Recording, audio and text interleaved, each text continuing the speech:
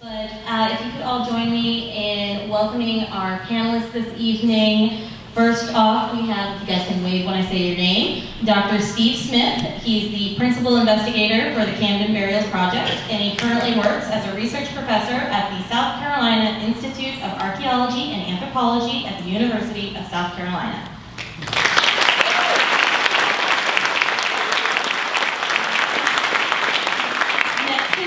Is his colleague, Mr. James Legg, is a historical archaeologist for the South Carolina Institute of Archaeology and Anthropology. He specializes in battlefields and military material culture with an expertise in metal artifact conservation. So if we can please go ahead.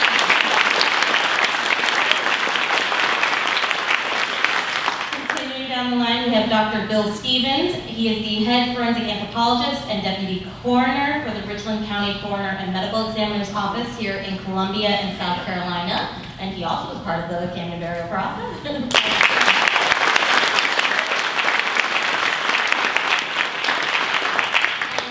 Last but certainly never least, Dr. Maddie Atwell is another forensic anthropologist and also deputy coroner for the Richland County Coroner and Medical Examiner's Office in Columbia, South Carolina.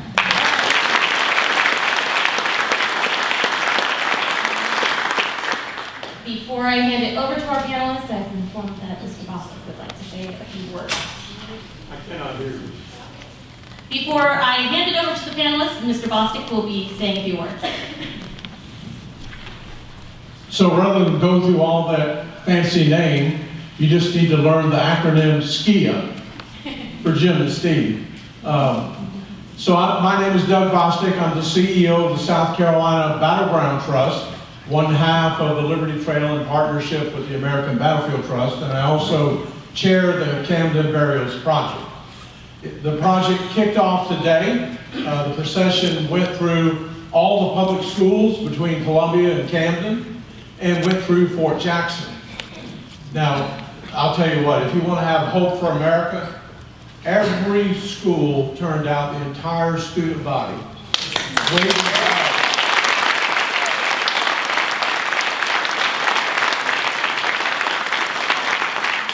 I'm a big sap, I wept through every school. It was a very emotional experience. We went through Fort Jackson, they had 2,000 recruits lining the streets, and fired an artillery salute in honor of the fallen soldiers from the Battle of Camden. So I want to cover a couple of things quickly before they get started so they don't have to dispense with some of the details of a always unfolding project. So we recovered 14 soldiers, 12 Continentals, one that we believe is a militiaman from North Carolina. He also has Native American ancestry. And then we have one British soldier from the 71st Regiment of Foot, a Highlander. Now, you'll find out at the ceremonies over the weekend, the Native American remains will not be part of the ceremony.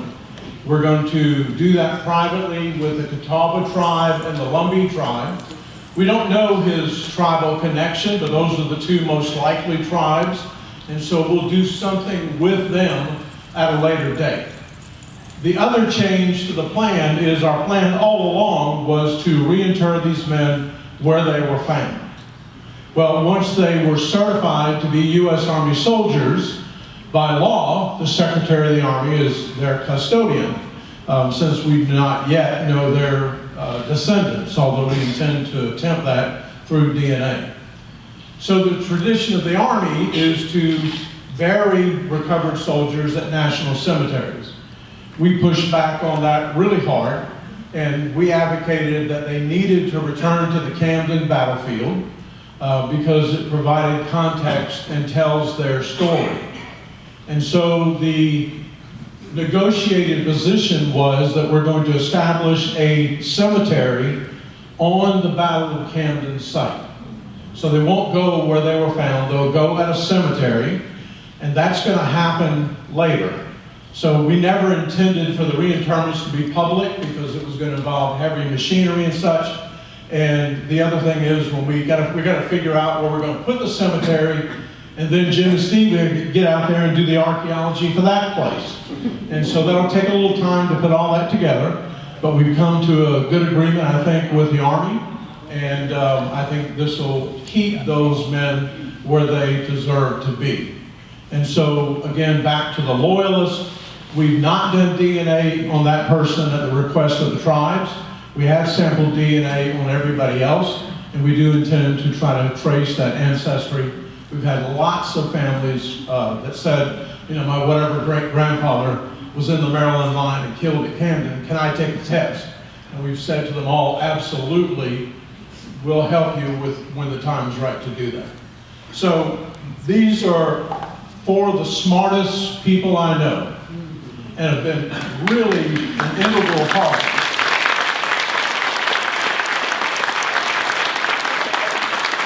An integral part to this entire project. What Steve and Jim and Bill and Maddie and lots of other people on their teams have done is absolutely incredible. It took me the longest time, you should know, to get Maddie to not call me Mr. Bostic, but to call me Doug. She was making me feel incredibly old. And then she whipped out a reference to the OG, and she was shocked that I actually knew what that meant. I didn't know what it meant, I just faked it. I thought I would just ride with the tide. So with that, let me turn you over to the people that really know what's going on in this project. Jim, Steve, Bill, and Maddie. So I'm going to be very brief because I look out and I see a whole lot of familiar faces who know a lot more about the Camden battlefield than I will ever know. And I know they're taking notes. And I know I'll hear about it later. So I'm going to keep this very generic and very quick.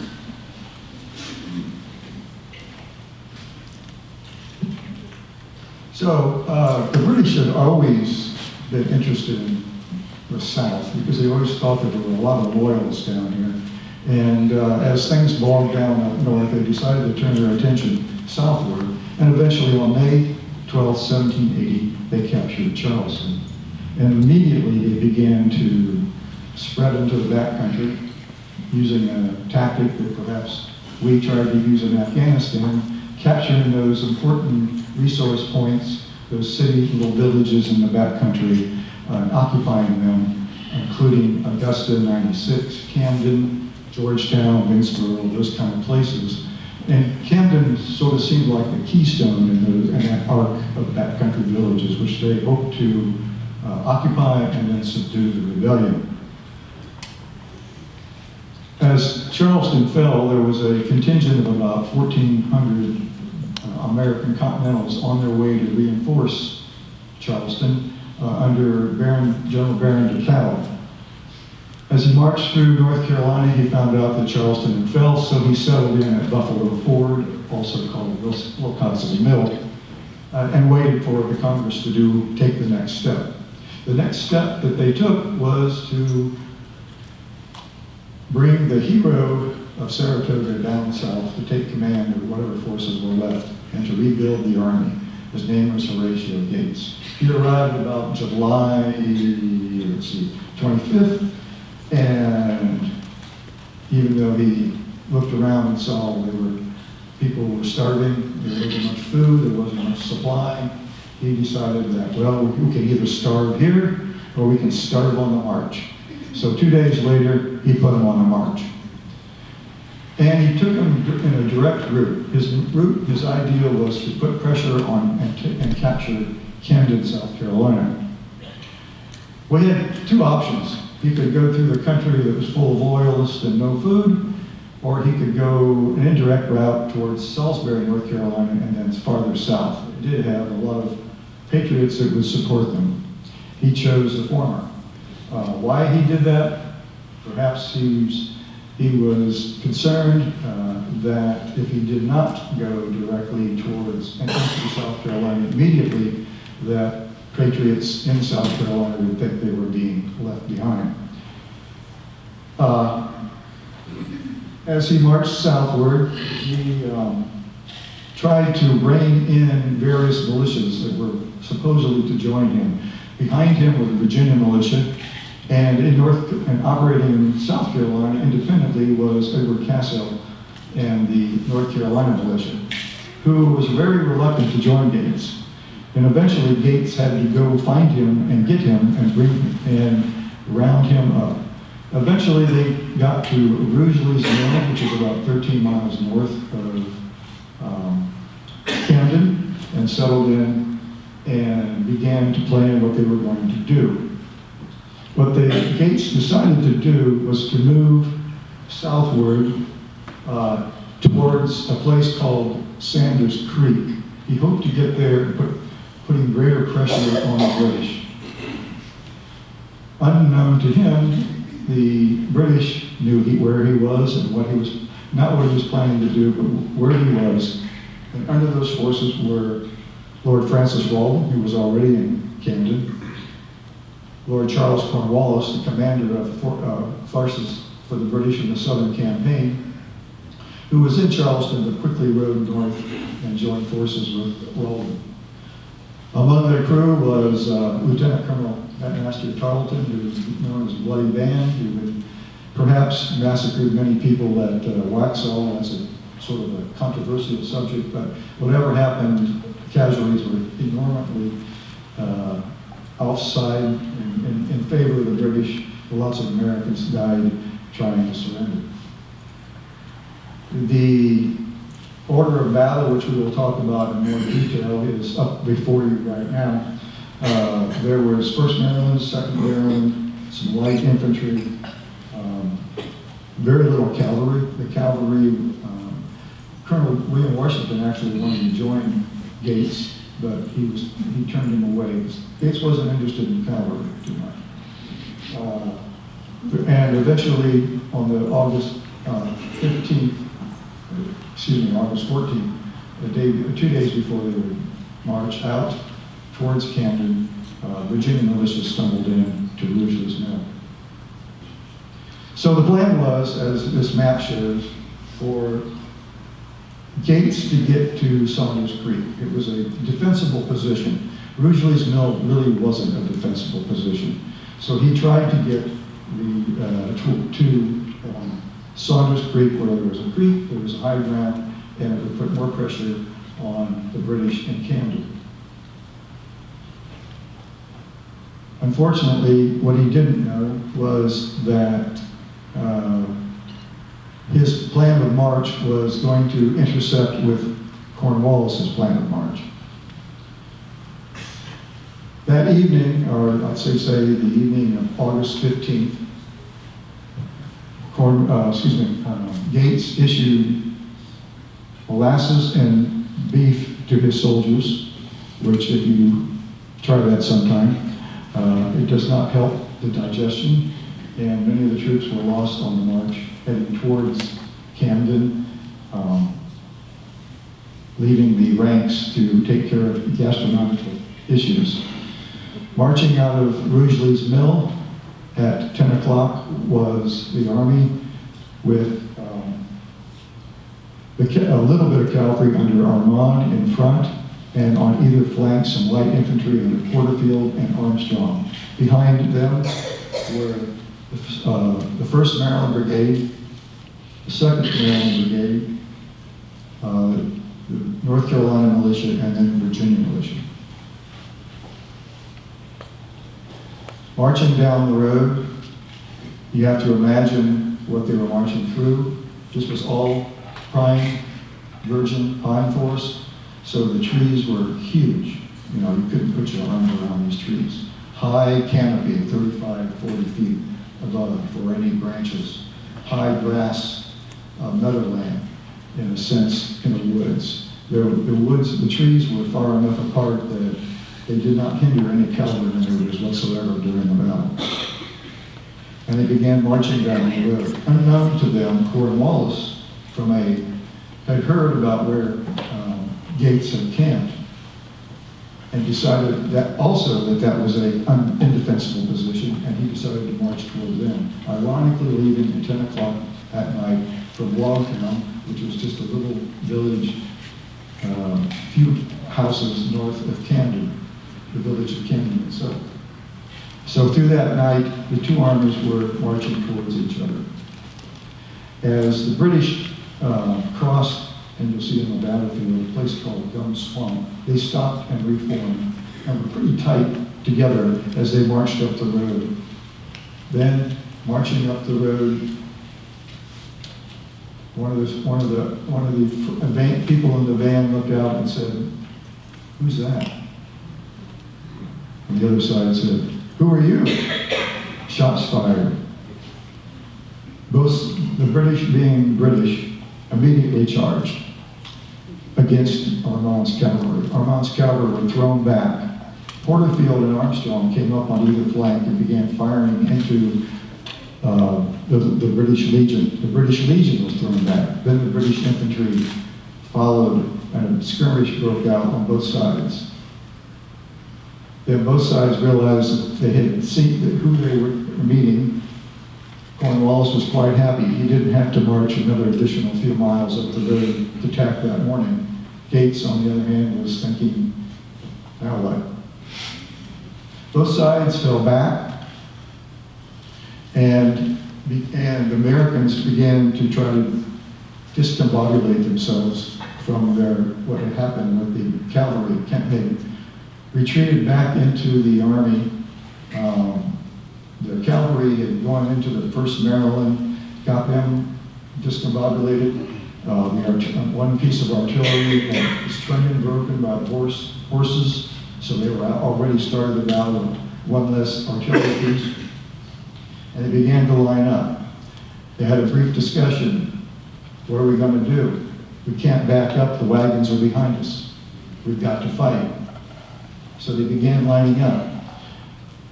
Meanwhile, the British, under Cornwallis, decided it's going to be daylight in about 2 hours. Everybody take a break, take a nap. When daylight comes, we'll deploy. So that's what happened. Gates got his army together and deployed. And here's where people debate for many years whether or not he made a big mistake or not.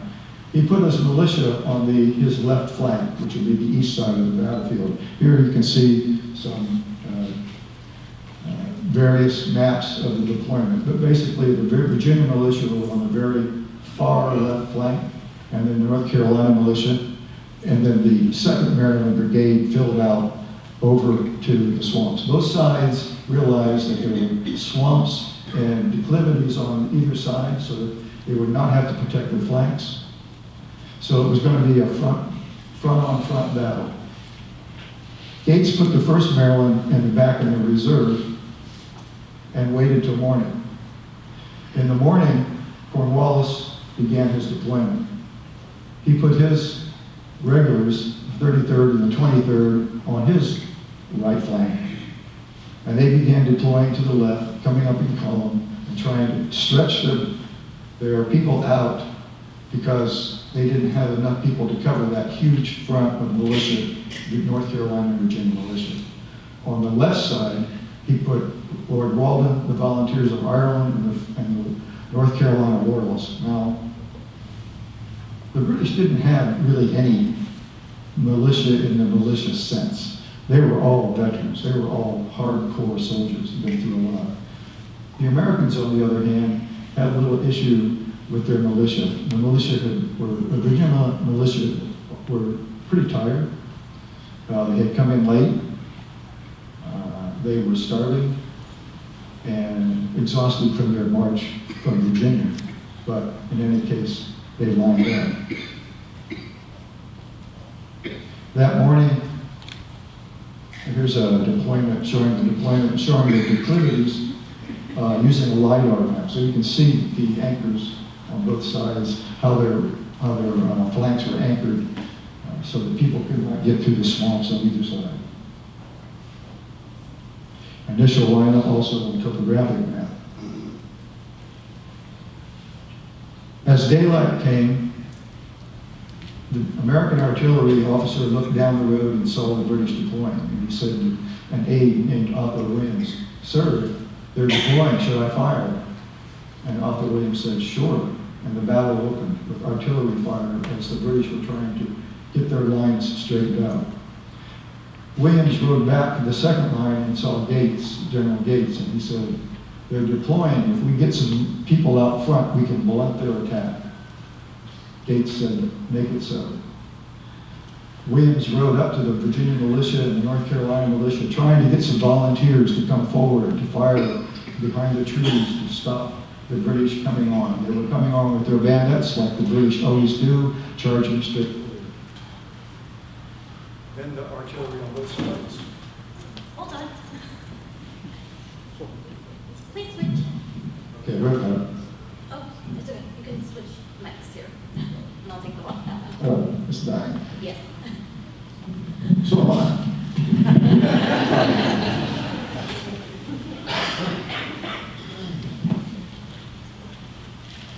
So the artillery opens fire. This is August. This is August, sultry, hot day. It's going to be a really hot day, but it's also hot. Lots of humidity. So this gun smoke is laying over the battlefield, and both sides are becoming very smoky, and no one can see much what's going on.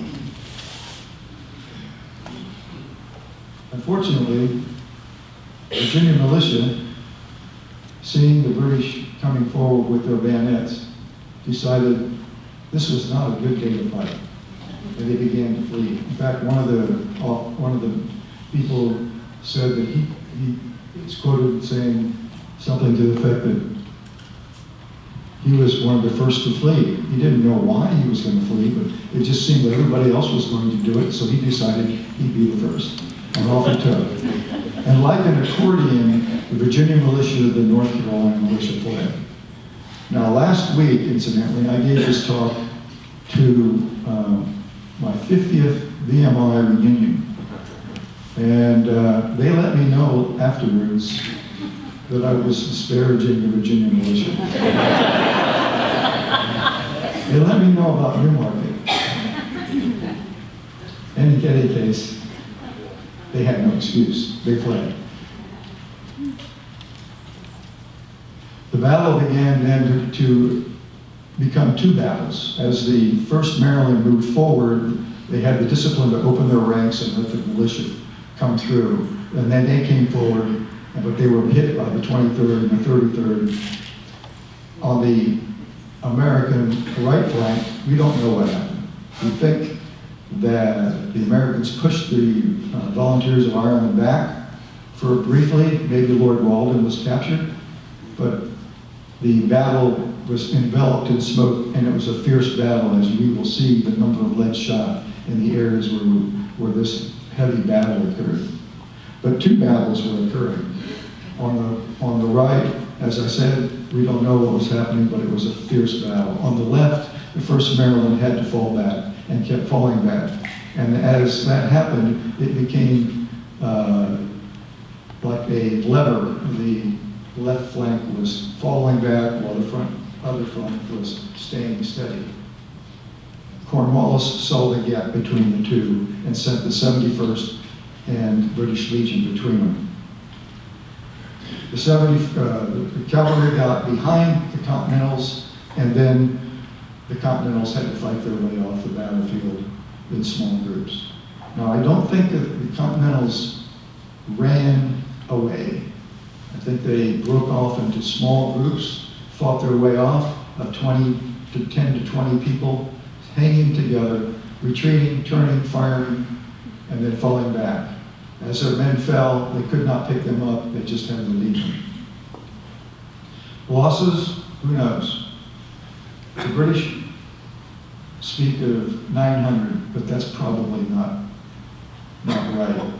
A lot of the Continentals showed up later in Hillsborough, North Carolina, where we lost 32 Continental officers. The British, of course, knew how many they had lost: 68 killed, 245 wounded, 11 missing.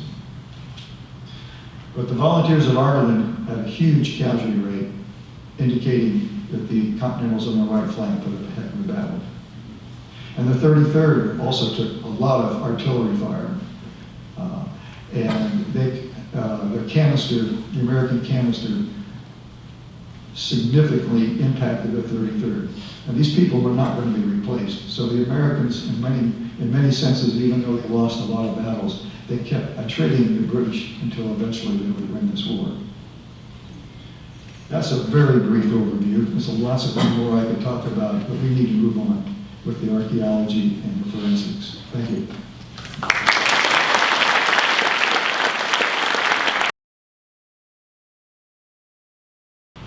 Can anybody hear me? Yes. All right, what I said a minute ago was if I look like I'm ducking, it's because the light is directly in my face. So excuse me, posture. Okay, what I have is a fairly brief summary of the Camden archaeological project, from its beginning all the way through up to and including the burial project that we did in the fall. Now, there was very little done with the Camden battlefield in terms of any effort at preservation or anything else, beyond the original little DAR park that was established in 1909, a 6-acre park around the academy. And nothing else happened until 1996. And in 1996, the Catawba Valley Land Trust began negotiating with the Bowater Paper Company, who owned almost all the battlefield. Is that better? Am I good? Okay. Anyway, Bowater owned almost all the battlefield and operated it as commercial pine stands for paper and timber. And Catawba Valley decided, okay, are we now perfect?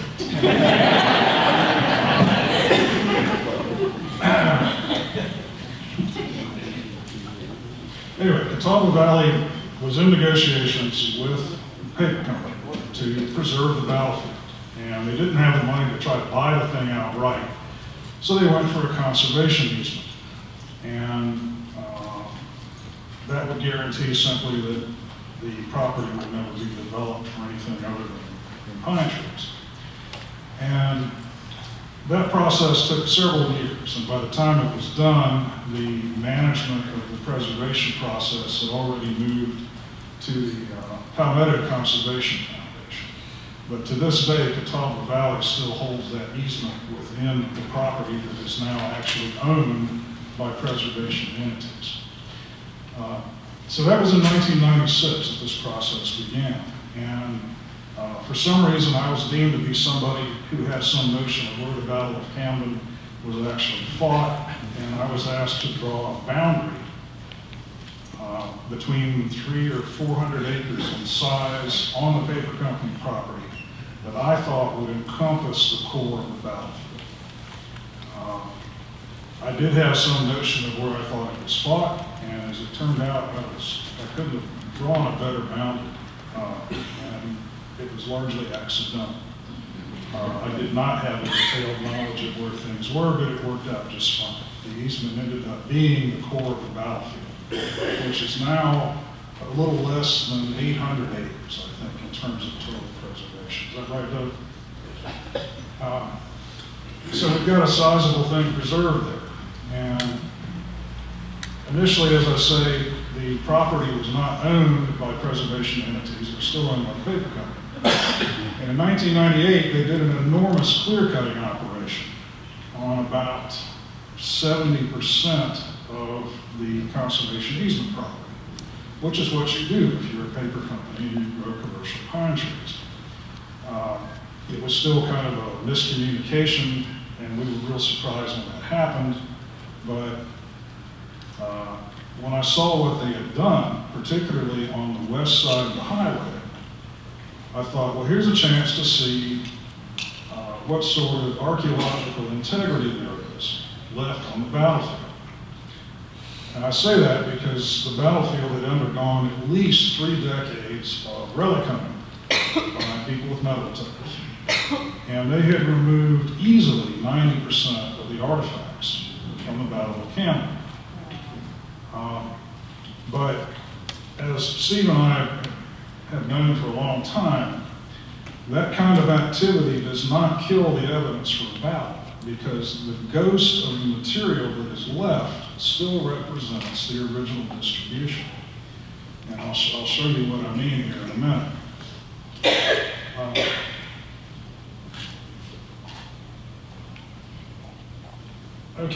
This photo is from that clear-cut survey that we did in 1998. Now, this was the first little sample we did.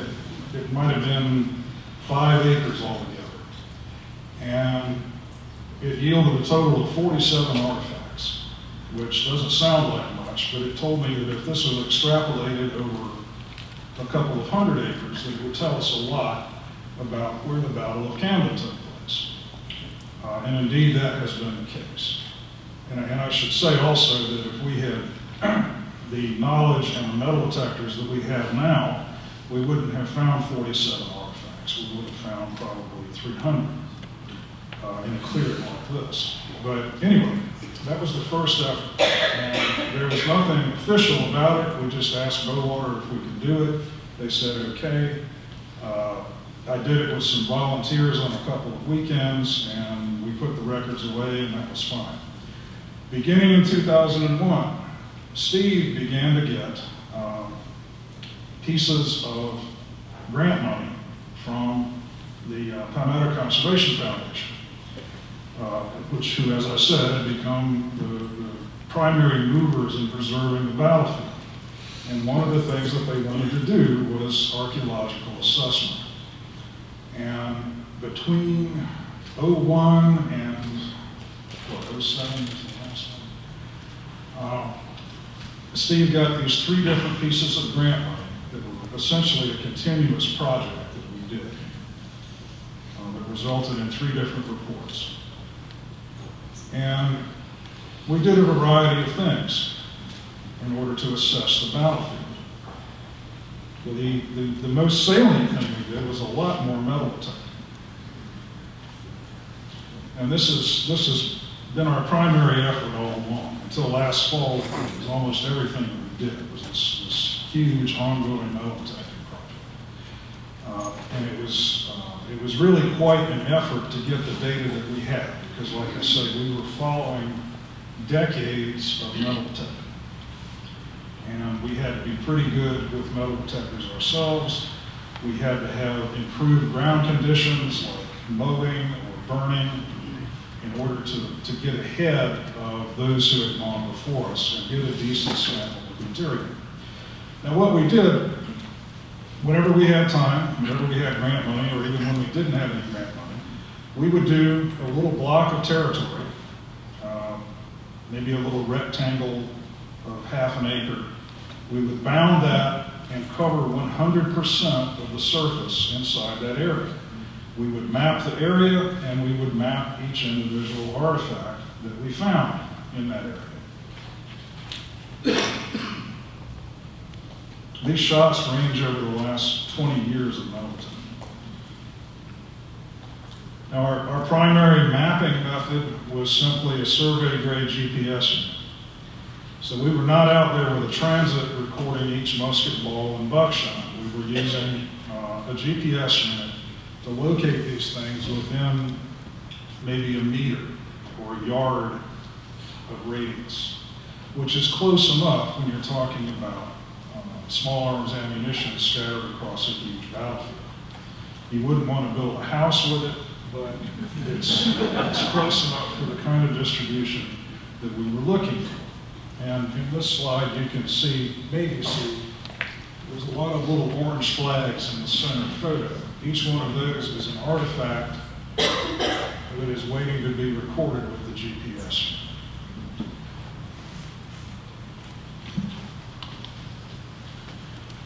Now, here's another version of a slide that I think you've already seen, but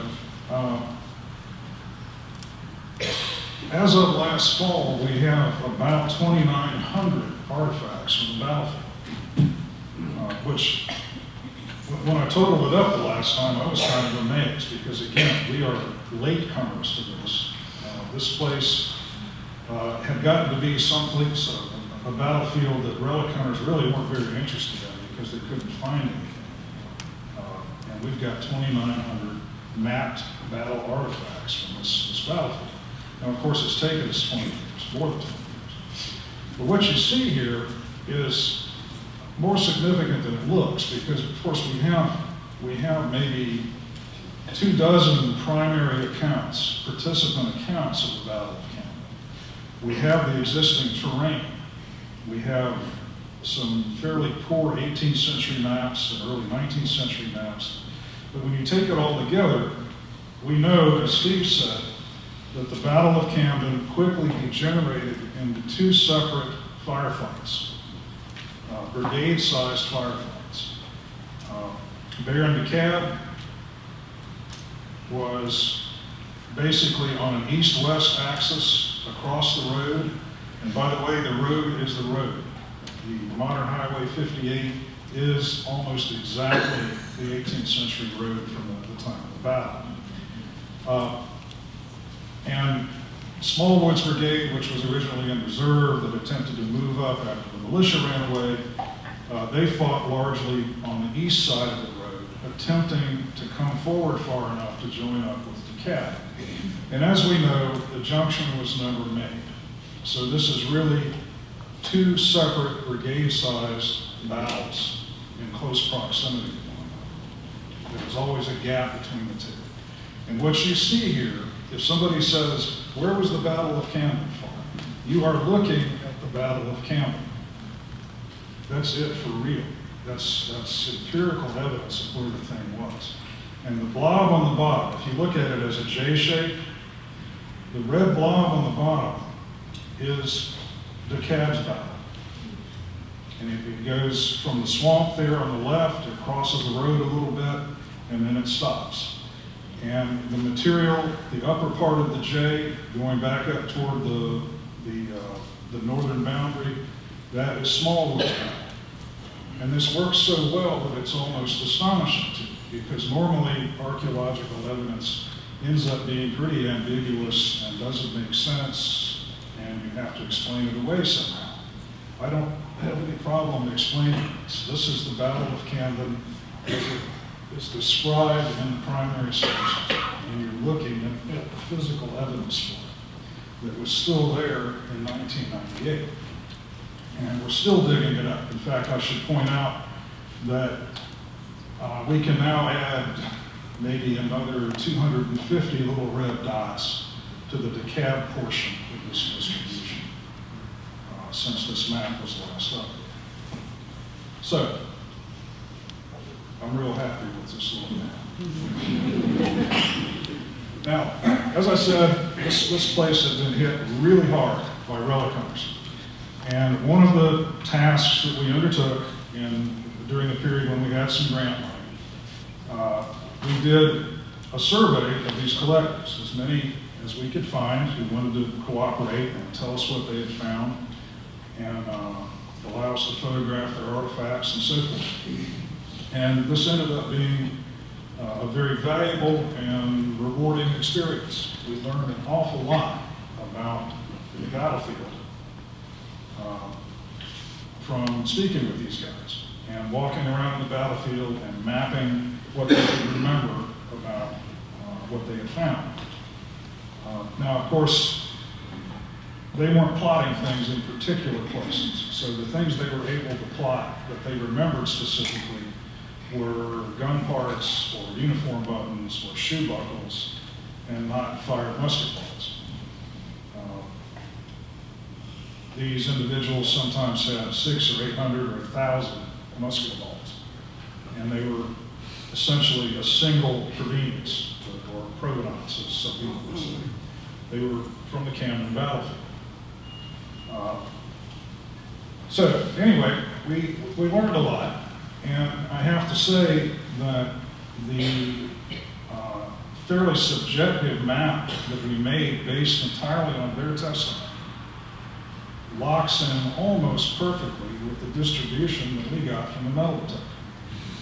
The shape that I projected for the densest part of the battlefield is the same shape as our map. So again, a remarkable result.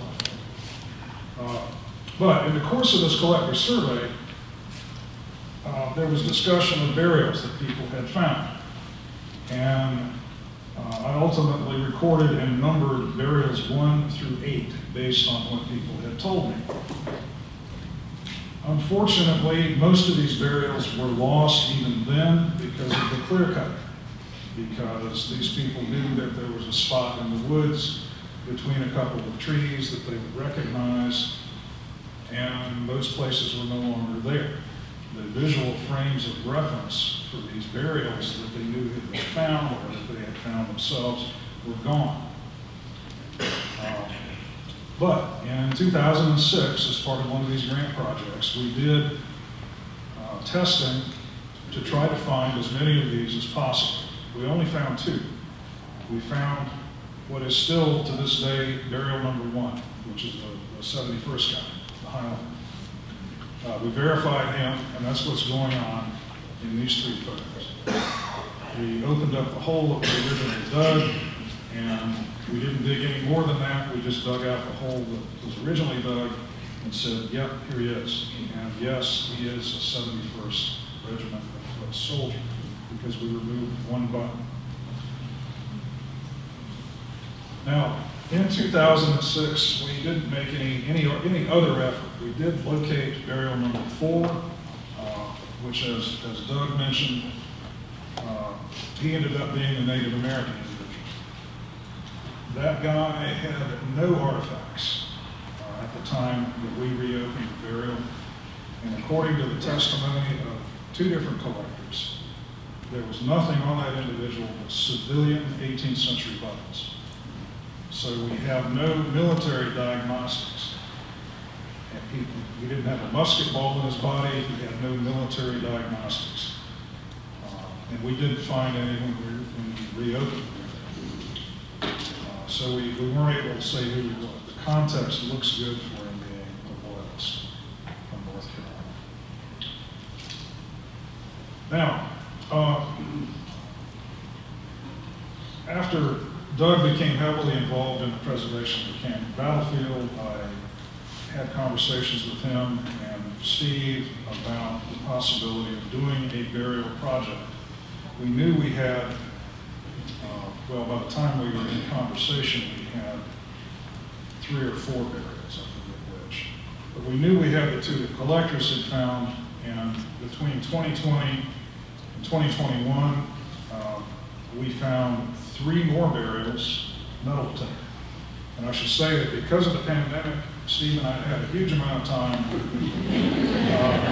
to go to the battlefield and cover intensively a lot of ground. And we roughly doubled our density map during that period.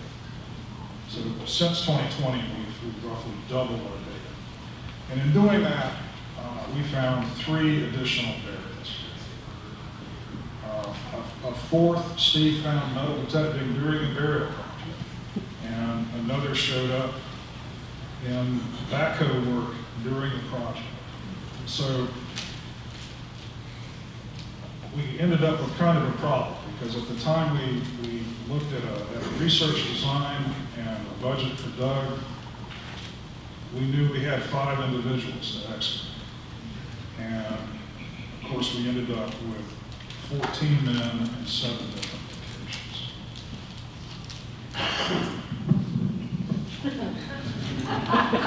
Well, did anyone miss anything?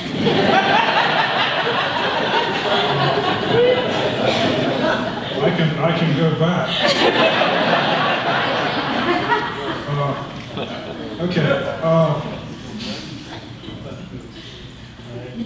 All right. We've had some criticism, particularly online. We've had some fairly strident, if not nasty, criticism about the fact that we did this project at all. So with that in mind, I wanted to throw this slide in, and I just put it in yesterday, I think. To my mind, these are the 3 reasons that I really wanted to do this project. And I wanted to do it for a very long time, and I was very happy that Doug wanted to do it, and so we went with it. These are my 3 primary reasons, and I think, Steve, you'll agree that these are pretty much our reasons for wanting to do this thing. And I hate to read PowerPoint slides, so I hope everybody can read this. I'll be completely honest, number 3 is a very strong factor for me. I really wanted, my archaeological interest in excavating these individuals was very strong. But there's also the matter of the fact that they were in absurdly poor graves. They were subject to relic hunting. They were subject to root damage, insect damage, weathering. And I thought they should have decent burials. Now, another factor that is now, of course, a little bit controversial is that I thought we should rebury everyone in exactly the same place. Same angle, same location on the battlefield, so that these guys would forever be markers on the battlefield for anybody who visited. And frankly, I think when people visit battlefields, which is a very entertaining thing to do, of course, but I think when people visit battlefields and study battles, they should contemplate the dead that are all around them. And we have that at Camden. There are 300 or 400 dead on the Camden battlefield. We just scratched the surface. Not to say we're going to try to find 300 or 400 individuals, but my point is, a battlefield like this, everybody is there. Nobody was ever dug up and taken away. They are all there. And I think there should be some notion of that when people visit battlefields. So we have the opportunity to do that at Camden. And it looks like it's kind of up in the air about what will ultimately happen. But hopefully at least they will be on the battlefield. If they're not on the battlefield, or if they are in a central location on the battlefield, we can at least put some sort of little permanent marker at the location of each removed grave. So that when you take that tour path with your pamphlet or your podcast, you'll say, well, somebody was killed right here. And that, I really wanted to see that. I hope that will come to pass in some form or another. Okay, let me zip through these real quickly. I'm already burning up somebody else's time here, but just to look at some of these burials. This is the 71st burial. This was the only reasonably deep, reasonably formal grave.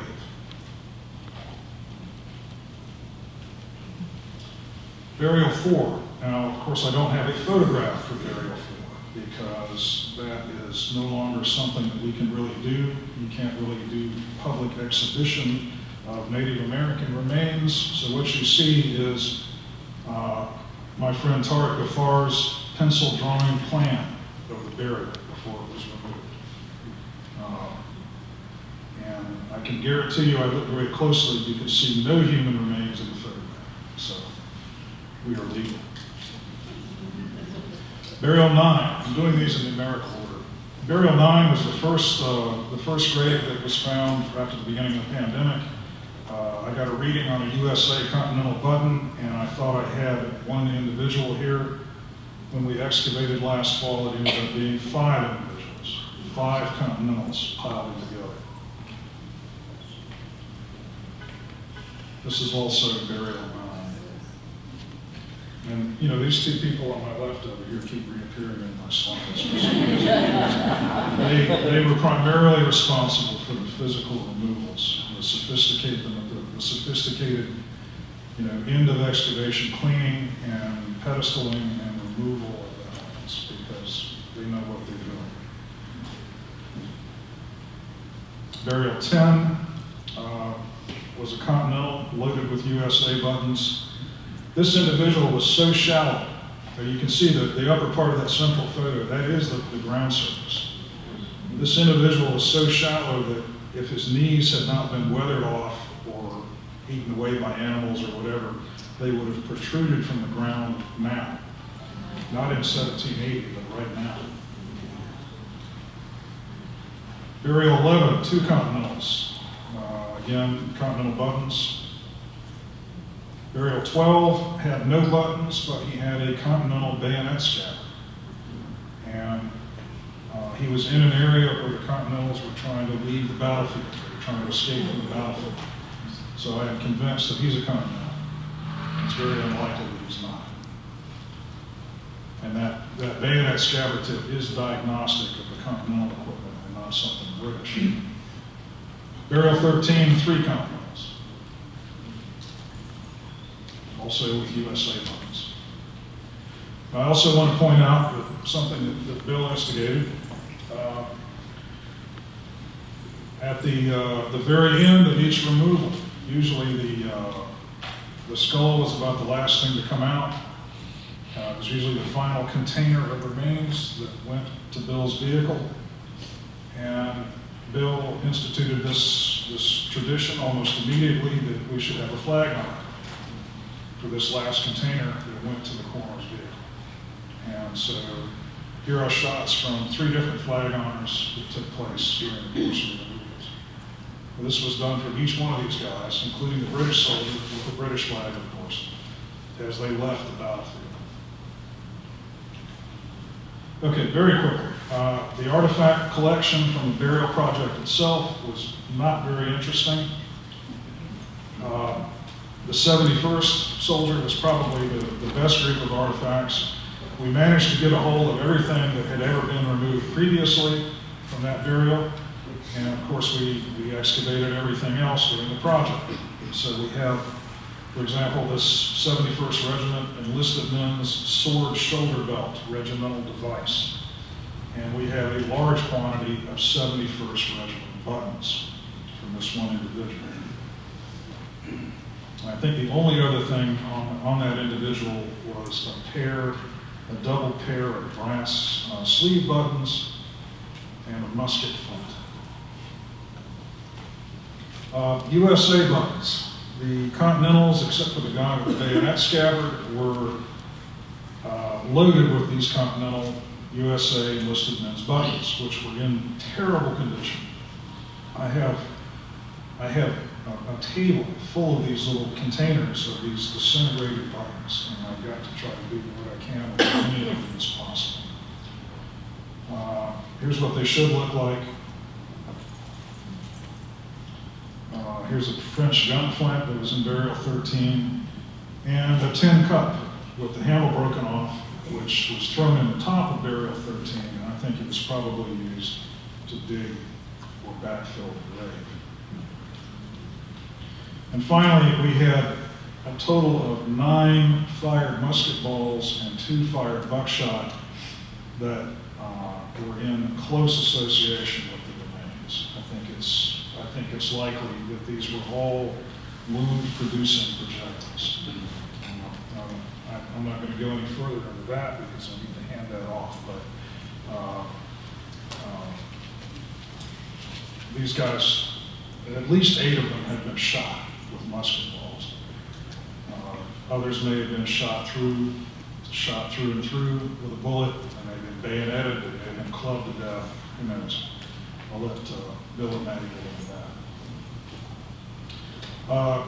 Quickly, in conclusion, I have to say that I misjudged the level of effort that would be necessary to do this thing very badly. I don't know what I was thinking. Steve asked me my opinion about what I thought it would take to do this with the contract that we had with Doug. And yeah, don't listen to my estimates. Now, it wasn't just the fact that we ended up with 14 individuals instead of 5. There was also the fact that the bone ended up being in very poor condition, much worse off than we had anticipated. And that meant that each one of the individual excavations took probably twice as long as we had anticipated. So we needed some cavalry real fast right after the project got started. I mean, things were my planning. I'm not going to blame it on Steve. I'm going to say my planning was not very good. And we got that assistance immediately. We got it from the Richland County Coroner's Office. We got it from the DNR, Heritage Trust Archaeology Program, Historic Camden, Kershaw County, the TRC, Archaeological Contracting Firm in Columbia, and a bunch of individuals. We had this amazing outpouring of largely unsolicited assistance. I mean, people just said, we'll help with this. And if that hadn't happened, we would have had kind of a mess. We'd probably still be out. And I would be very unpopular. So, having run over my time, I will pass this on to some real scientists. Maddie and I are going to present the preliminary results of the study of the human remains of the soldiers at Camden, the bioarchaeology.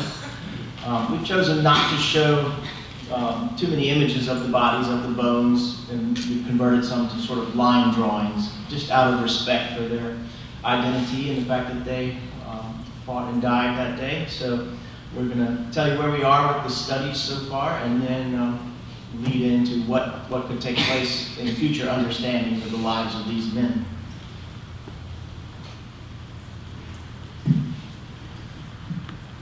All right, so back in the fall, Bill and I were invited, much to our excitement, to participate in the bioarchaeology of the burials at the Battle of Camden.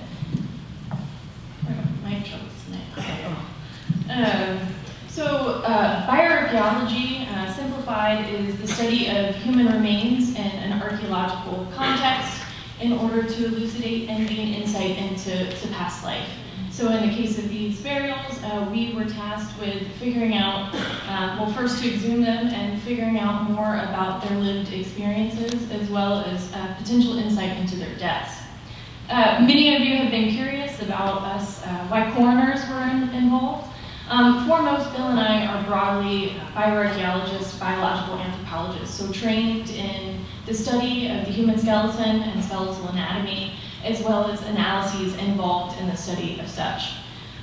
Particularly with me, I've worked not only in archaeological contexts, such as the Battle of Camden, but also in anatomical collections, where people were medically dissected and placed into museum collections for the purposes of comparative study, in places like the Smithsonian as well as the Cleveland Museum of Natural History, where both places have largely conducted work. So it was such a privilege to get back in the field and be a part of this, and not just our everyday work, which is contemporary medical legal death investigation, where we assist in the recovery of human remains in contemporary settings, identification, as well as in certain cases help forensic pathologists with cause of death. Okay, so my training at University of Georgia consisted of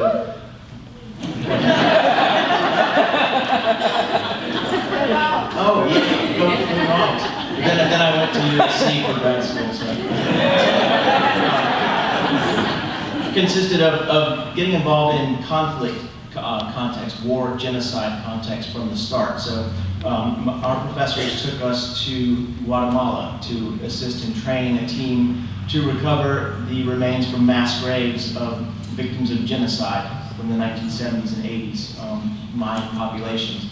So we got into some grim stuff starting out, but it has certainly taught me a lot in preparing for types of projects like this, where we're looking at the results of conflict between groups. I've also worked for the UN in Cyprus, where part of recovery and reconciliation between Greeks and Turks is recover the remains, identify them, and return them to their loved ones.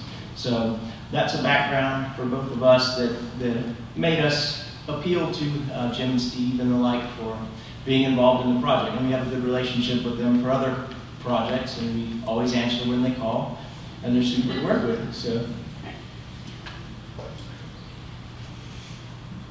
Okay, so as I said, this was a massive effort of collaboration. DNR and SCIA are so good to work with.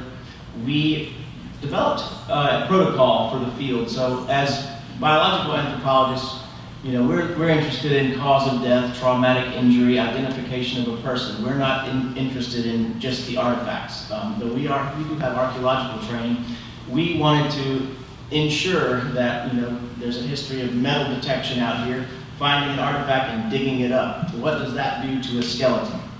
It damages it, especially the sensitive parts we want to look at to learn about individuals. So we developed a protocol in the field of being able to link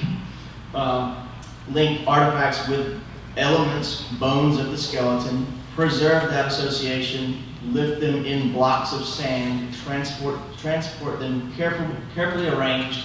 Jim mentioned how fragile, friable, and degraded they are. So if you don't maintain anatomical order, you could lose it. They're just brought to us by archaeologists, unlabeled, not that they would have been, but we wouldn't know how to put these individuals back together. The soldiers need to be put back together, separated from each other. One individual, if there are 5 in a grave, overlapping, can be extremely complicated. So we are tasked with determining minimum number of individuals. A lot of conflict situations involve mass graves and commingled remains where we don't know the exact number. Maybe they are a secondary deposit, decomposed bodies on the surface of the ground, buried after the fact and jumbled together. That was the case in a lot of areas of the world with conflict and war. But here, we had some complicated scenarios that Maddie will talk about. We made a lot of diagrams in the field, a lot of measurements, and pondered these associations of 5 individuals buried together to ensure that we had each individual and the correct arm with the correct individual. We look at things like the size of the bones, the articulations, the joints, and we're able to hopefully match up and determine every part of the individual. So those are some field sketches we used. They look kind of primitive, but they're all parts of putting our brains together and really assessing the nature of the deposit and the associated musket balls, buttons, everything we find there. Jim described transport with respect, recovery from the field in order to go to the laboratory. And it was an honor to work with the veterans on the team and to carefully transport them back to the office for the cleaning and lab work that will ensue. It did ensue.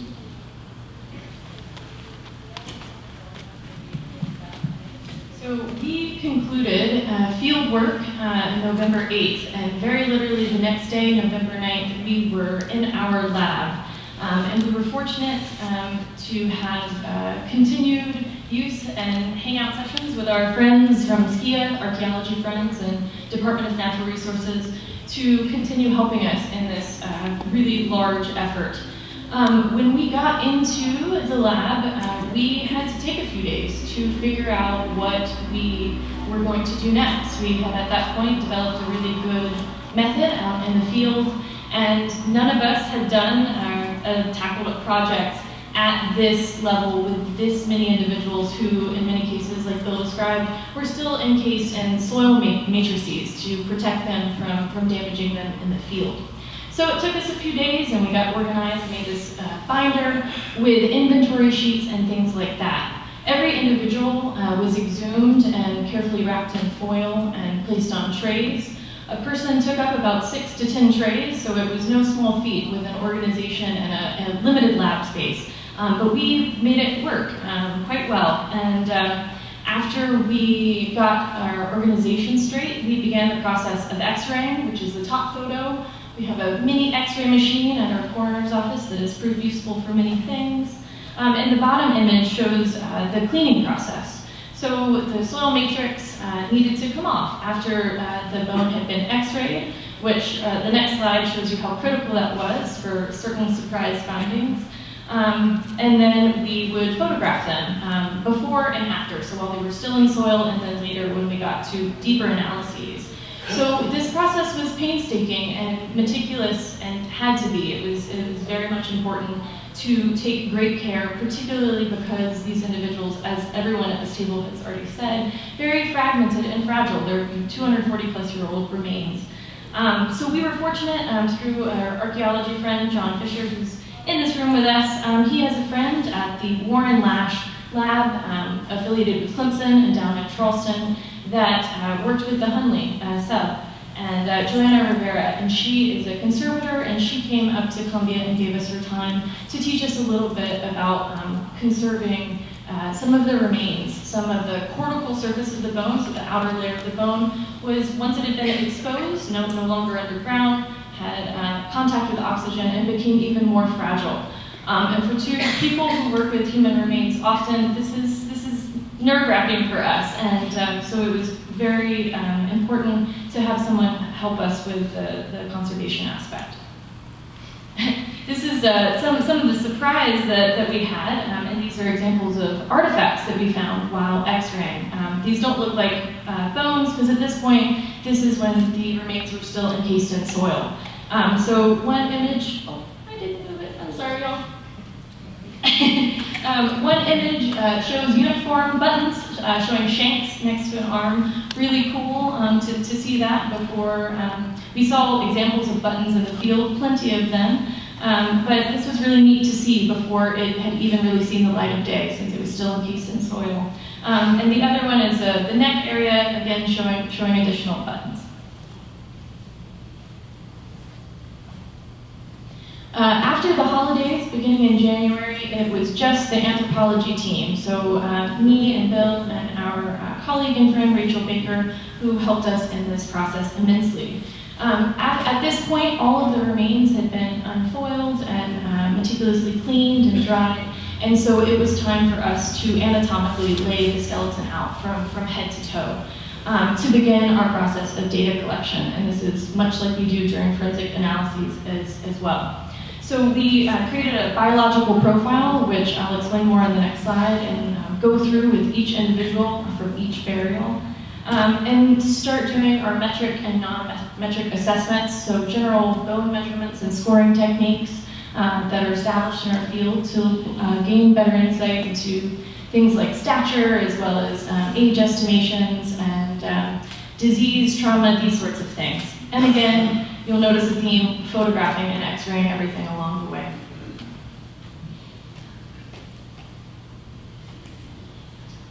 So a biological profile is very standard, and the first thing that we tackle for a forensic case of an unidentified individual. So in the case of the burials from the Battle of Camden, every single person. So we estimated their biological sex using skeletal indicators that I'll explain, age at death, how old were these individuals when they died, their stature estimate or their living height, an ancestry estimate, and any sort of unique physical characteristic. We've gotten many questions and amazement and how much you can glean from the human skeleton, which is why I got involved in this field early on in college, because it's just fascinating to be able to know so much about a person by just their bones. So we have age estimations for these individuals. You'll notice some of them are kind of broad categories. The adults are broader than the juveniles for reasons that I will explain. These individuals, again, were very fragmented, and the methods that we employed varied due to these preservation limitations. The biggest and most important skeletal indicators, which Bill and I held out deep hope for with every excavation, are two indicators found on the pelvis, the front as well as the back. And these are non-weight-bearing joints. The surfaces degenerate pretty uniformly over one's life course, and this makes them a really great area of the body to estimate age at death. We only had one pubic symphysis for one person, and so, but really every time we really did hold out hope. So we employed multiple methods, which is a good idea no matter what. So we employed cranial suture closure, so looking at the different bones involved in the skull and how they fuse together and obliterate over time, these suture lines, as well as dental occlusal wear, which are the two lower images, one showing the method itself and one showing some of the mandibular molars from the individual burial 12. And this is the chewing surface of your tooth and how it wears over time, and there are standards and methods to refer to look at age based upon this occlusal wear. So the age at death estimations, thank you both. For the subadults, so people below the age of 20, of which we had 5 of the 14 individuals, which may come as a surprise. It was a big surprise to us as well. It's easier to predict more precise ages for these individuals due to the predictability of growth and development. So the X-ray image is not from one of our individuals, but it is an example to show you these growth plates. You can see the line. This is the knee joint, so your lower femur and the upper part of your tibia. showing growth lines. And in the field, we noticed for burial 13 that there were some extra bone, and immediately realized this is unfused growth plates. So we knew at the time that these were teenagers, and when we got back into the lab, we're better equipped to estimate their ages more accurately. So these individuals, the teenagers, ranged in age from 15 to 19 years of age. And again, the 9 adults, you'll see broader age ranges over the age of 20. Some have a little bit more precision, 20 to 35, but there are broader age ranges, and I want you to know it's due to the limitations based upon the preservation. Another part of the biological profile is stature estimation. People were particularly curious about the Highlander's height, and he was a tall, burly man. And come to find out, he wasn't particularly tall, but I'm sure he was burly. And in fact, we know he was burly, but I'll give that to Bill. In the case of these individuals, we used the maximum length of the femur, so the thigh bone, to measure, based upon an established formula in our field, to estimate the living height of individuals. For us, the mean stature of all of these, which we could measure 12 of the 14 due to preservation, they were about 5'7", and the graph shows you the differences. We had an individual that was as small as 5'2", that was one of our teenagers, so he wasn't done growing yet. And burial 12, he was 5'11", around 5'11", so he was quite tall. Research into Revolutionary War sites, which is few and far between, actually found the same mean stature, so the same average height, which was neat to see.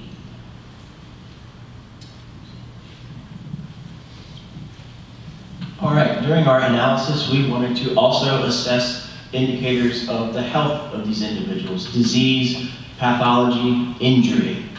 We found pretty ubiquitous and common among 19th century, 18th century skeletons is the indicators in the bones and teeth that show when someone was subjected to nutritional stress, maybe malnutrition, fevers, febrile illness as a child. When they're growing and developing, they preserve as lines on your teeth and bones of growth disruption. So you can see where they stop growing because they're fighting an infection, they're facing health challenge, and then they resume growing and a permanent mark is preserved. So throughout the teeth of most of the individuals, we saw enamel defects that are common that tell us, and we've measured them, we know about the time they occur during development, and they vary, but they reflect the disease environment and the nutrition that these developing individuals faced. So oral health also, by and large, I've looked at Civil War soldiers. By and large, these guys they were a young sample of individuals, but they had better teeth. So pre-sugar, there's not a lot of carbohydrates and sugar involved. They weren't getting that.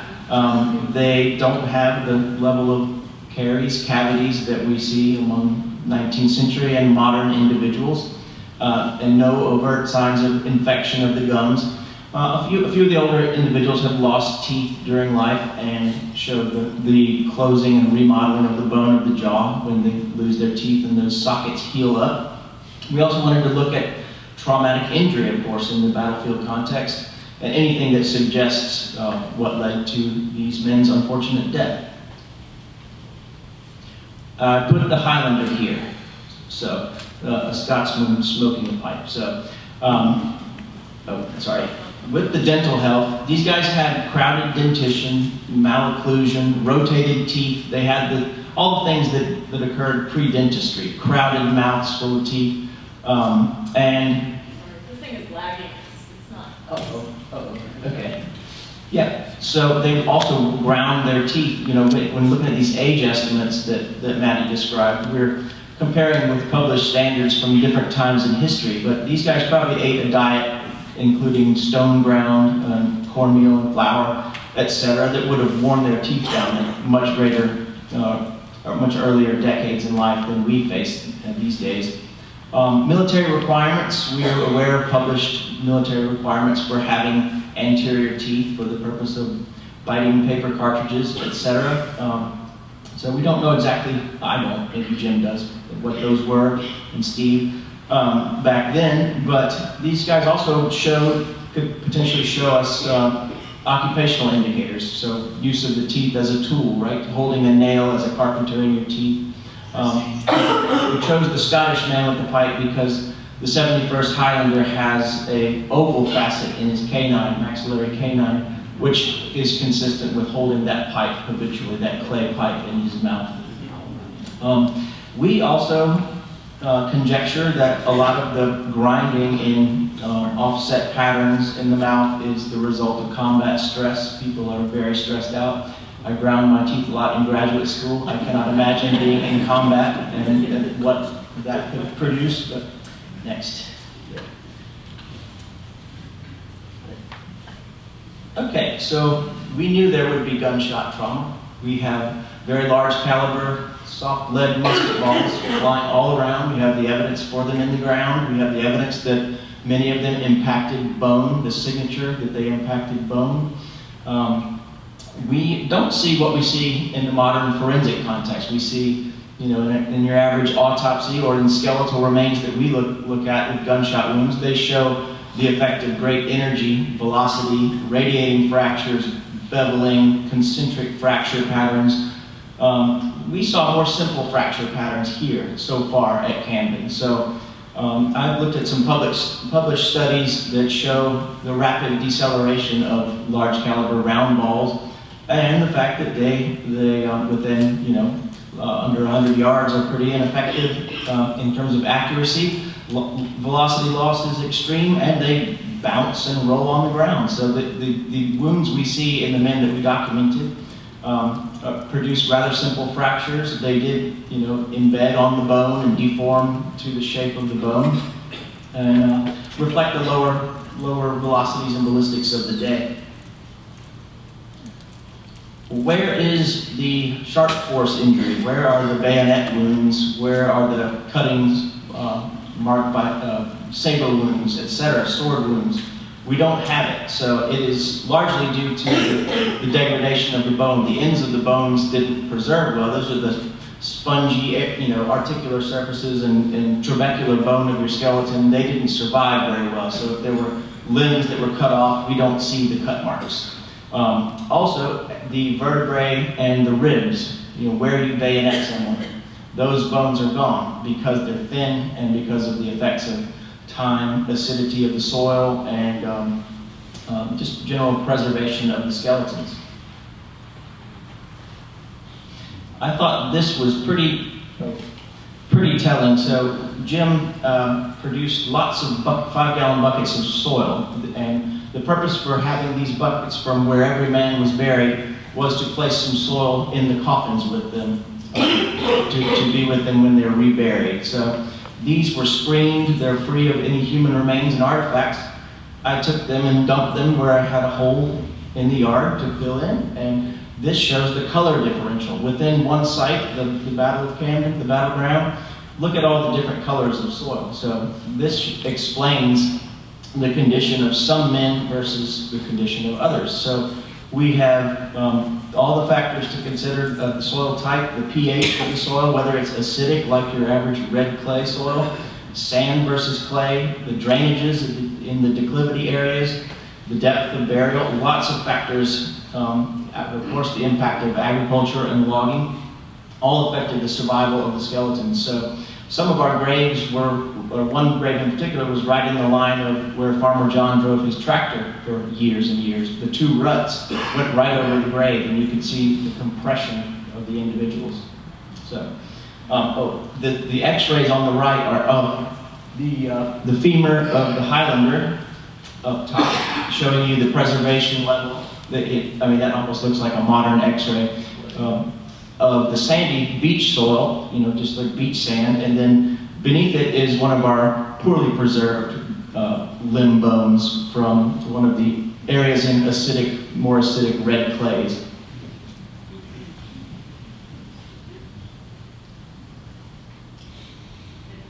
It does,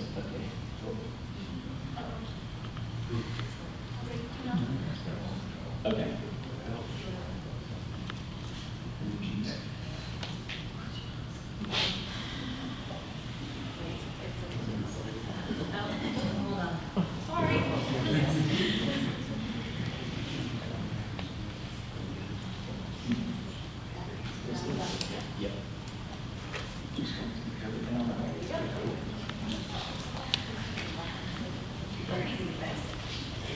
You're welcome. All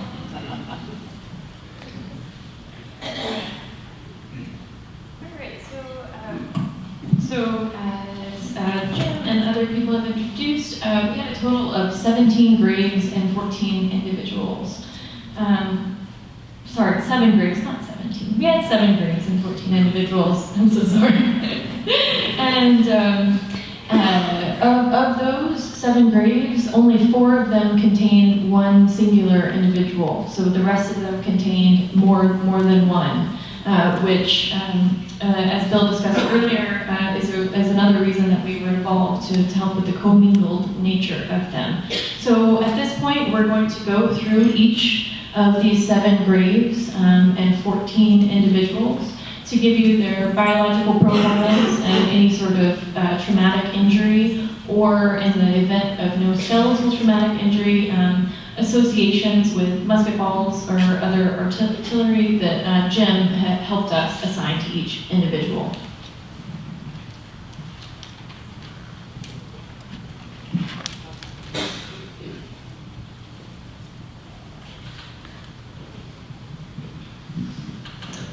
Here is our 71st Highlander. So he is one individual and given a Christian burial by his men with his hands kind of clasped near his pelvis.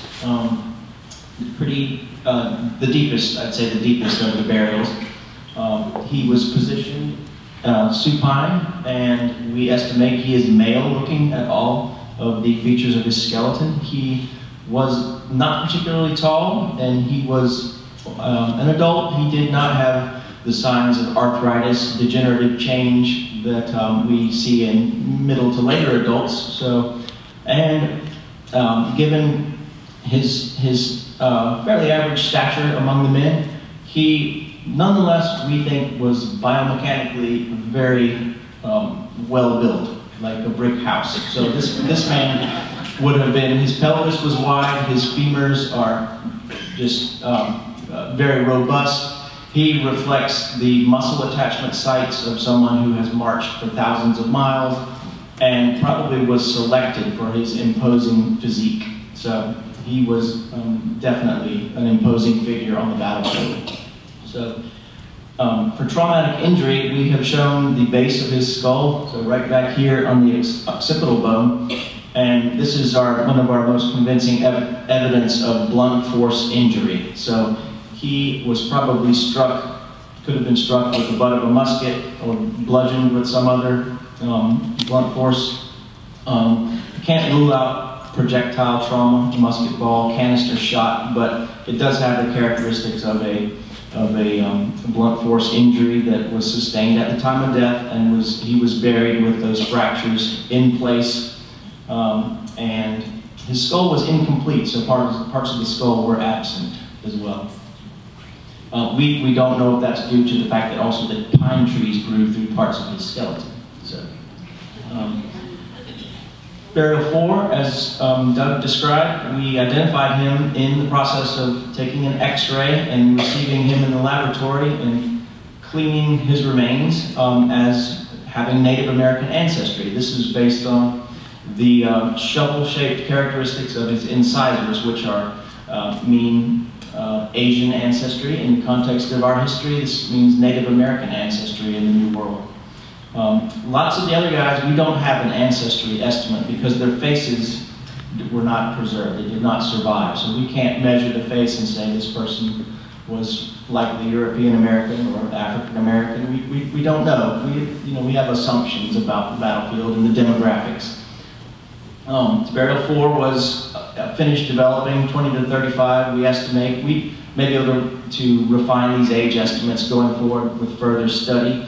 And he was quite tall, 5'8" to 5'10", and we identified no artifacts with him and no evidence for injury.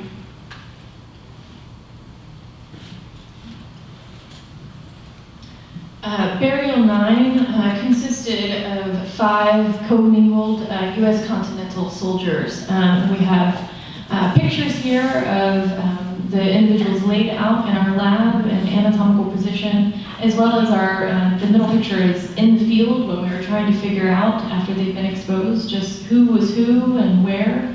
as well as a great sketch done by archaeologist John Fisher to represent these people in the grave. They were all supine, so they were face up for the most part, or bodies up, sometimes faces turned in different ways. And again, commingled, arms across each other in some cases, multiple pelvises on top of each other. It really took Bill and I a long time with help of everybody on site to figure out how to begin exhuming them. Their age at death ranged from 16 to 45, and I'll go through each individual. So 9A and 9B, we estimated both are biological males. 9A is an adult over the age of 20. Due to preservation, we were not able to get more precise than that. A younger individual between 5'2" and 5'5". And this individual had some trauma, which we have pictures of on the next slide, so I'll hold off on that. 9B, we mentioned that the burial 13 consisted of 3 teenagers. We didn't realize until we got back to the lab that this commingled grave of 5 people also contained 2 additional teenagers, so it upped our number in a surprising way. This individual, based upon his growth plates, was about 16 to 18 years of age, but rather tall, between 5'7" and 5'9", and had no evidence for any skeletal traumatic injury. This is a picture of his right upper arm, so the right humerus, and this is one of only about 4 individuals that we have what we call in situ trauma. So this musket ball was found right on this individual's humerus at the time of excavation. The image alongside it is an X-ray showing this association. Once the musket ball was picked up, it was heavily deformed and contoured to the surface of the bone. And underneath, as you can see in the X-ray quite well, a very likely perimortem fracture that occurred around the time of this individual's death.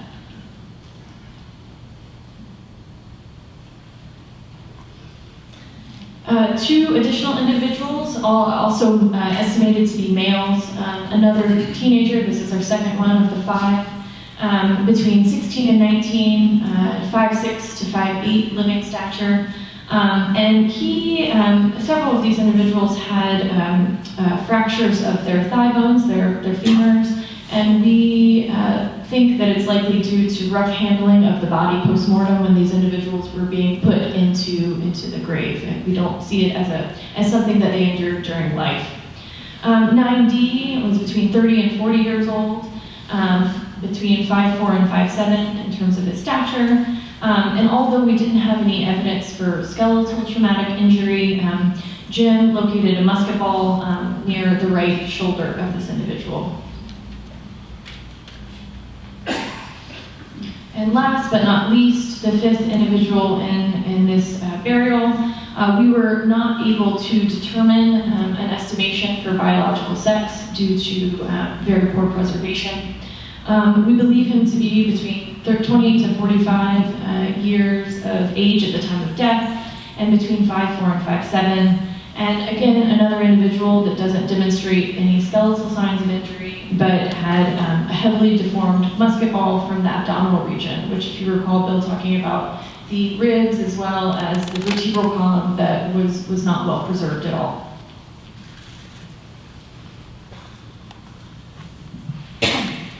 Burial 10 was one individual in a grave, and he was very shallow. The femur Jim mentioned, the knees would have been protruding from the ground. He was likely impacted by logging operations. He is supine, and he shows us some interesting features about the burial. So he's in a position of having his legs flexed like that, probably reflecting burial during decomposition, maybe a day or two later in the hot August sun. So he was likely a bloated, decomposing body that was buried. He may have been dug into by animals or disturbed by other means. He shows evidence of secondary burial. So up top in the sketch there, you can see a pile of what represents a pile of arm bones. They are stacked like Lincoln logs. They were placed back in the grave. The skull is oriented entirely wrong, and the mandible is somewhere else. So he was likely buried by a good Samaritan after the fact of his bones being disturbed. Historical accounts mention the bones lying littering the battlefield after the fact, those who did not get buried or those who were disturbed by feral hogs, dogs, etc. He is estimated to be male, and one of our older individuals, 40 to 50, maybe more, and couldn't determine his stature because the long bones were not very intact. We couldn't measure a femur that had been plowed through or run over by logging trucks. No evidence for trauma, but he did have a buckshot recovered near him and a musket ball near his knee. And as I said, that he shows that sign of secondary burial. Burial 11 consisted of 2 individuals together, and they were about 36 centimeters deep on average, and they are both adults. 20 to 45 is our estimate so far. Positioned supine in the grave. 11A, estimated male based on measuring the features of his bone, of his pelvis and skull, looking at his jaw and features of the skull. He is tall, somewhere 5'7", 5'10", and had no evidence for any injury. 11B was one of those where we found with radiology up front, we found a metal projectile, a lead projectile associated with his skull. It's buckshot, which is on his parietal bone. This may have been not even penetrated the skull. In autopsies, we often see shotgun pellets that have lost energy retained in the scalp of an individual. So he could have caught some buckshot, and it's there. There was a defect underneath the buckshot, but lead is so heavy that when it gets compressed in soft bone, it's gonna, we didn't see fractures or anything. It was likely just in his scalp. And burial 12 is a Continental soldier who was a bit disturbed and missing a leg bone, one individual. He was supine, estimated to be male based on the features of his skull and long bones and pelvis. And 35 to 45 was our best estimate using certain methods. And he's our tallest individual, 5'10" to 6 feet tall. So we did not document any skeletal injury on him.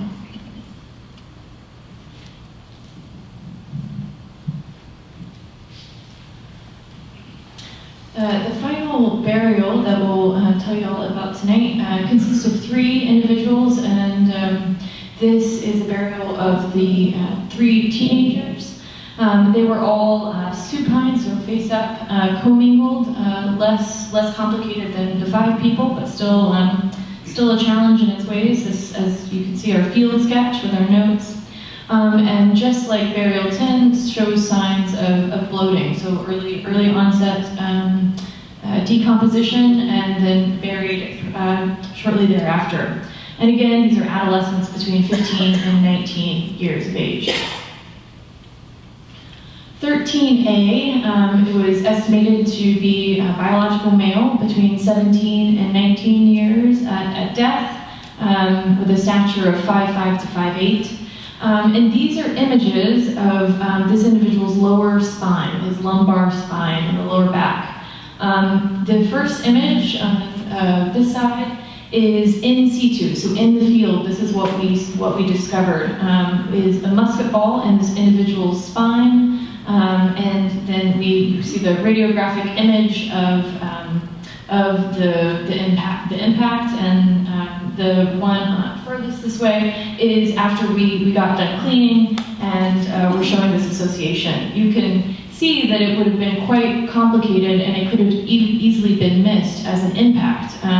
Given the fragmented nature and the poor preservation of these remains, it was really critical for us to have seen this in the field itself. In addition to this gunshot wound in his lower spine, there was another musket ball recovered in the vicinity of his left elbow.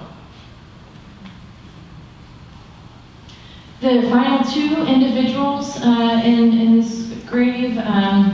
One was estimated as biological male. The other, again, we were unable to determine due to preservation.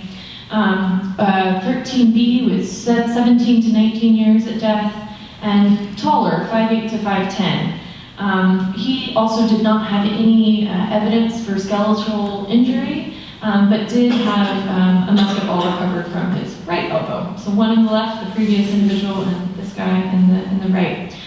Our final individual, 13C, is our youngest of the whole 14 individuals, with an estimation of about 15 to 18 years of age, based upon his growth plates and the lack of fusion in many places, including the upper arm, knees, upper thigh, and places located on the long bones.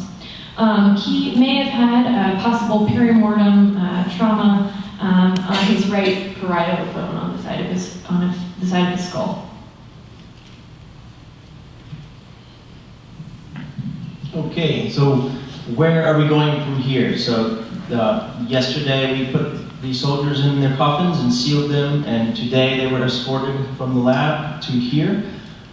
We have retained, with the permission and the interest of the directors of the project, DNA samples of molar teeth, certain other single-rooted teeth, and hard, preserved, compact bone from the base of the skull or the long bones.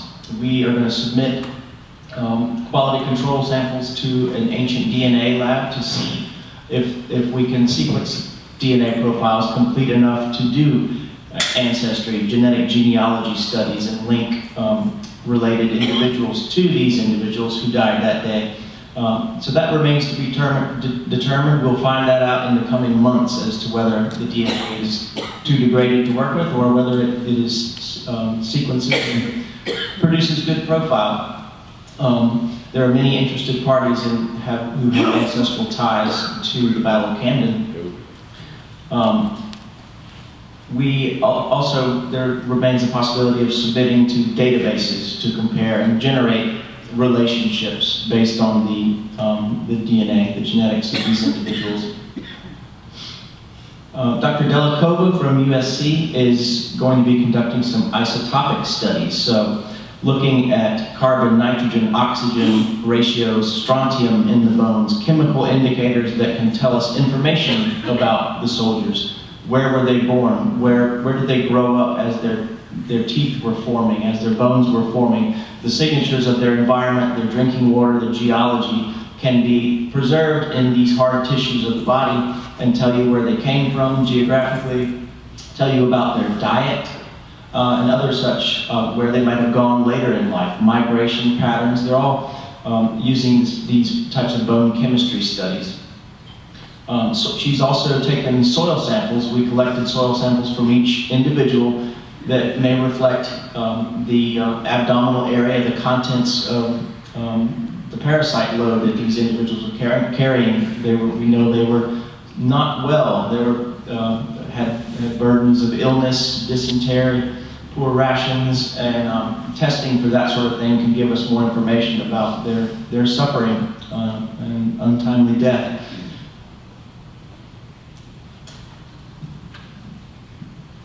A big question that we got very early on in the project, and a big hope that we maintained throughout, was the possibility of facial reconstruction. But facial reconstruction involves having the bones of the face present, and the bones of the face are very fragile, thin bone, and unfortunately, I think it will come as no surprise that they did not preserve well. So that is something that we're sad about, but hold up hope in the future for advances in reconstruction for the parts of the face and mandible that did survive. Yeah, we have had the pleasure of working with state law enforcement's forensic artists over the years, in both for identification, generating leads for identifying individuals in modern times, but also in reconstructing the faces of 19th century individuals. We've done that a lot when remains are found. And it really requires the measurements of the eyes, the cheekbones, zygomatics, and the things, as Maddie said, that don't survive very well in acidic soil. We took great efforts to preserve, conserve the skulls, digitize them. We have 3D renderings. And the future of the project might hold that some are better preserved. We shall see, with the ability to look at, approximate the face of one of the soldiers, but not yet. We'd like to thank everyone who supported and encouraged this project, to thank our boss, Coroner Rutherford, for allowing us to assist these agencies in this important historical project to protect and preserve and rebury these individuals. Everyone else listed here, and those are the coffins draped yesterday and in their first repose, I guess, at our external area, ready to be received and placed on the Humvees.